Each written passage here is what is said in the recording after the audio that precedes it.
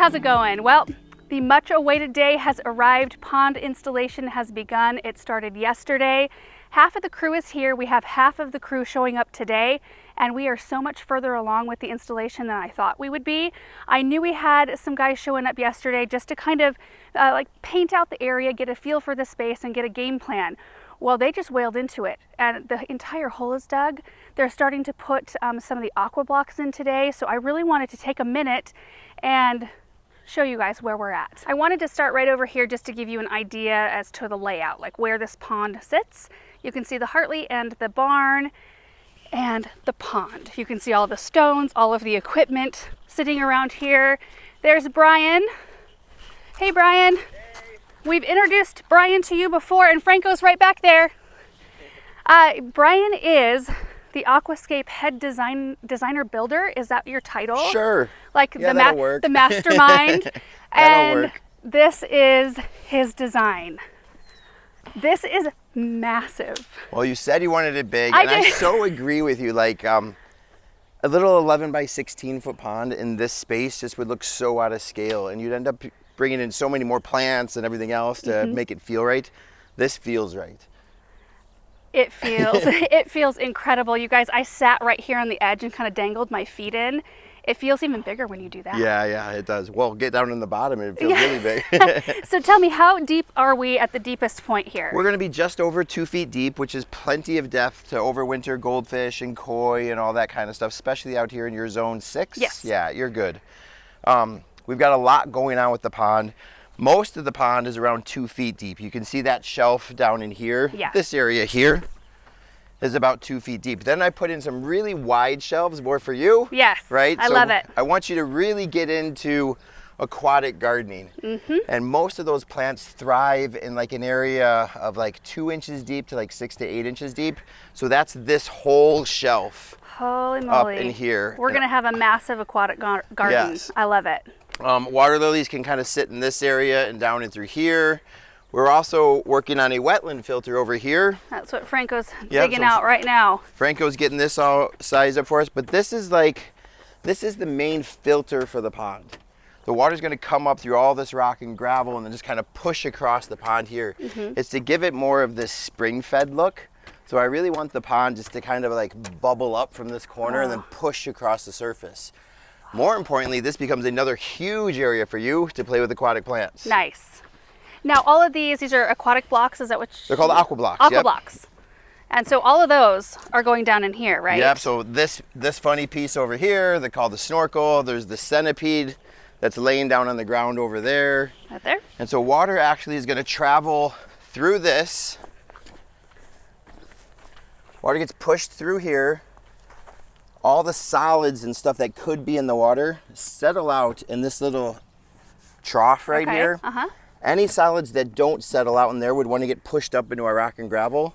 So then over the top of this, we put aqua blocks. This allows solids to get one more chance to settle out before they move into the layers of stone and gravel that'll sit above it. Interesting. And then it just recirculates over and over and over again. Not to mention the fact that up there, you guys, is the beginning of a waterfall. So more and moving another water. filter. Oh my goodness. So that's called a biofalls. And a biofalls of that size, it's a 6,000 biofalls, would actually keep a pond this size clean. We just want to take yours to another level. So adding the wetland filter allows for future additions. Which are already more in the fish. works, right? Okay, so over on this side, this is where the pumps are going to sit. Okay. So you see more of these aqua blocks sitting over here? Yes. These actually get laid out in this space, then taking this depth to about a foot below water level.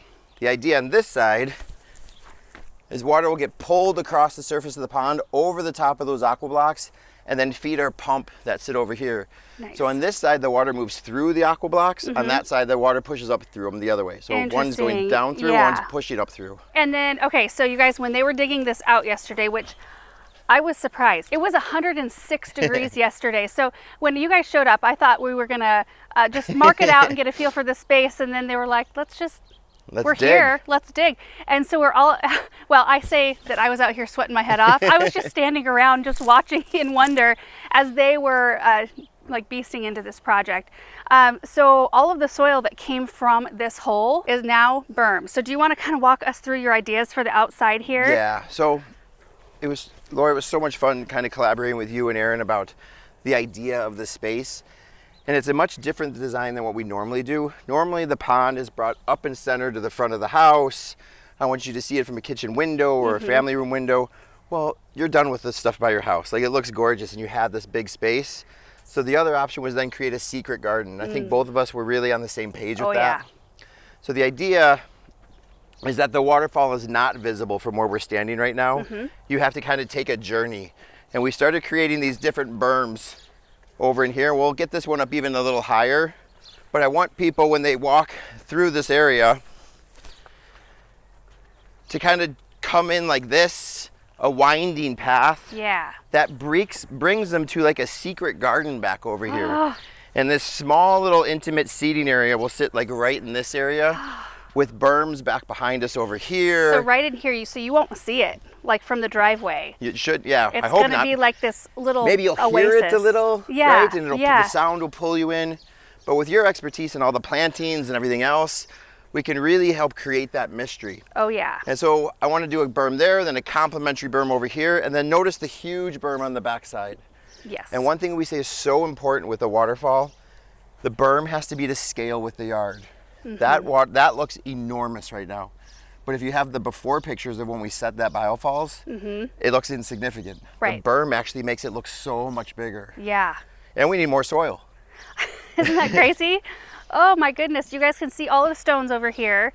Do you know what the name of this kind of stone is? Is it sandstone? Is that what it's Ron a was granite. saying? This is actually a granite. Oh, granite. Yeah, it's more of like a decomposing granite, but all the lichens and mosses and stuff on there.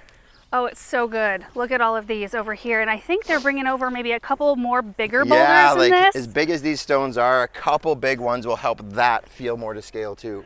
The key is all these rocks basically look the same size.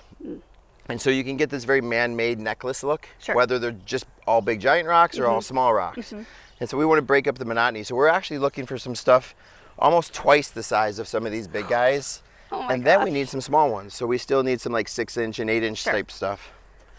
And then great rocks like this, like instantly we see how flat this one is. And we'd lay that down and we'll call it a destination boulder.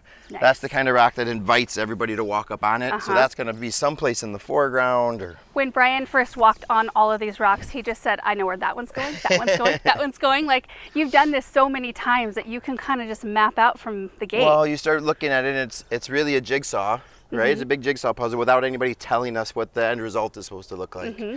And so we see rocks and you look for different characters on rocks to do different things. Like some of these big ones over here with like that strap on it could frame out a waterfall. We talked about creating, I really want to create that interesting peninsula off the pond and then put a signature plant there. And so some of those big rocks need to accentuate your plantings. So it looks like this big evergreen just kind of shot out amongst the rocks. Oh. Yeah, it's going to be fun. Oh, I'm loving it so much. Like I said, I just can't even believe that I'm looking out at this right now. Like, this was not here yesterday morning.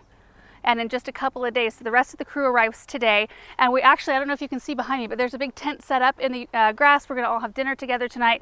And I don't know if the liner's going in today or not. I think we'll wait for everybody else. Okay, yeah, perfect. They'll have fun. So, and then the next 2 days, we're going to be like, well, they are going to be placing rocks, and we're going to be putting this whole thing together. And then when they're kind of done with that, we can come in with plants and start. There's going to be so many experts here that have done this so much that I almost kind of want to set people loose with the plants and just let No, happen. That's got to be you.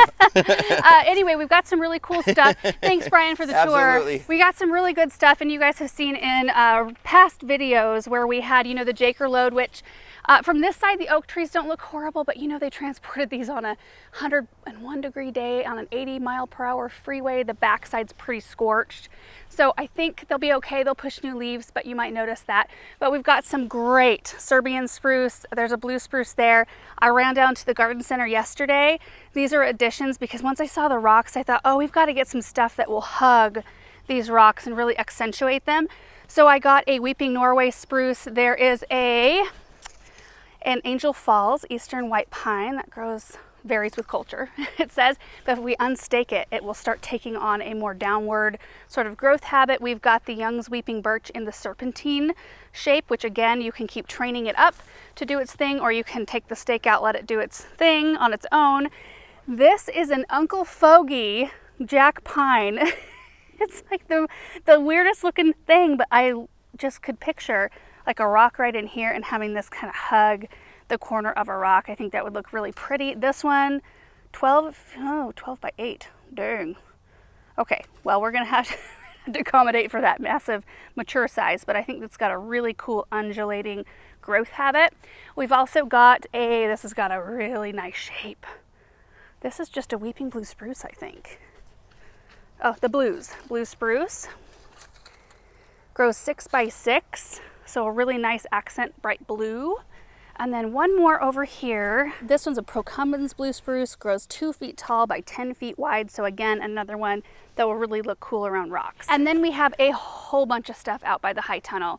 I've got a vanilla twist redbud. We've got a ton of butterfly bush, red twig dogwoods, yellow twig dogwoods, lots of ornamental grasses. We've got echinacea and hardy geraniums, and we've got Joe Pye weed, some iris that we might be able to just pop right down in the pond. If you aren't following Greg Wittstock, the pond guy, on Instagram or Facebook, I recommend that you do. He did put out a story about some of these lilies he's bringing up that are phenomenal. And we're gonna have an education on that because I don't know a ton about ponds.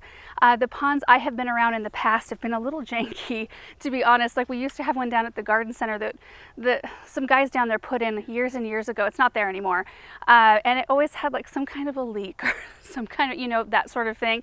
And the only thing I ever did with that, there was like a big rock in the center, and years ago, I think we filmed a video where I put on hip waders and went in to weed the rock and kind of do some maintenance on the perennials on that. And then there was a very small pond here when we moved in. It was like one of those pre-formed, like molded pond liners. And it was really sweet where it was located, but again, it just didn't function right. That's why I'm so excited about this.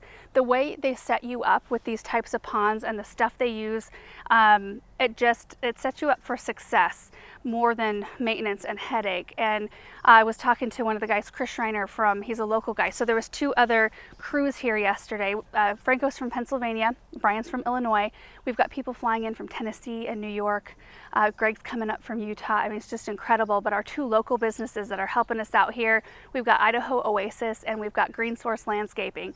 So Chris from Green Source, he was saying that you change out this thing, and I'll show you the box. It's like an auto dosing system. You change the thing out once a month and then basically just have to skim leaves out in the fall. That's it. I can get behind a project like that. Here's a pile of supplies. There's a pond liner. It's 40 by 60. Dang. And then these big aqua blocks right here.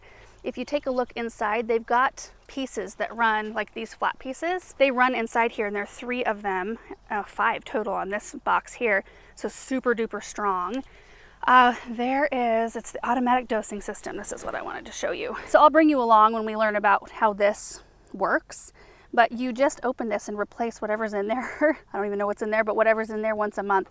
And this is what helps you not have to monkey with the water and all that stuff. Also, I was noticing this right here. We're gonna have some lighting. I'm guessing you already saw what happened yesterday, and it was such a whirlwind, and I kept thinking, oh, I need to get out here and let you guys know where we're at. So that's why I wanted to get out this morning before anything else was installed, just so that you could see where we're at. You could see the shape of the pond. I'm gonna walk back over there in a second and just kind of slowly pan the area, just so we've got kind of a before shot there. And then at the end of the day, I will show you what Franco and Brian got done. And then I think tomorrow is when all the rocks and all of that is gonna start to go in. But I'm looking forward to dinner. Monica's actually catering it for us. I asked her if she'd be interested in doing that. So my mom and Monica will be here cooking for us. It's gonna be, just feels so festive. And let me tell you what, so working with Greg and his team, it's like they roll out the red carpet at your own house for you.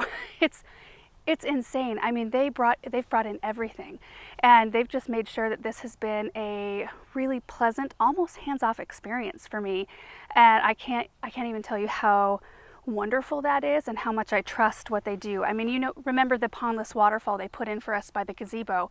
We still have all of those parts and pieces, and I think Chris from Green Source, he's going to come back out maybe this fall or next season. We're going to have that reinstalled, but they did such a beautiful job with that I know this is going to turn out amazing. And I'm just so thankful. I can't even express how thankful I am for this. Look at that hand digging. I don't know what the temperature is out here right now, but it feels freaking hot. I think it's 100 again today. Yeah, 104 I think. That's where it's supposed to top out. Yeah. Okay, so I just want you to see this shape one more time. You'll see it again as the rocks go in. But it looks beautiful even without anything on it. It's a really, really pleasant shape. And then again, this is where the little seating area will be. So now I'm going to have to search for some, I want to make sure there's at least 4 seats for us in this little space. We'll have a better feel for it after we're done, you know, the size for it, or the size of it rather. I'm super happy that we had all of these bigger evergreens put in last year because they really are framing in the back, but we will be focusing a lot. While we won't have this whole space garden, like there won't be plants everywhere. It's gonna have to evolve. In fact, the signature plant that Brian was talking about, I've got a couple options here that might work, but it might be that we wait on that one until something perfect pops up.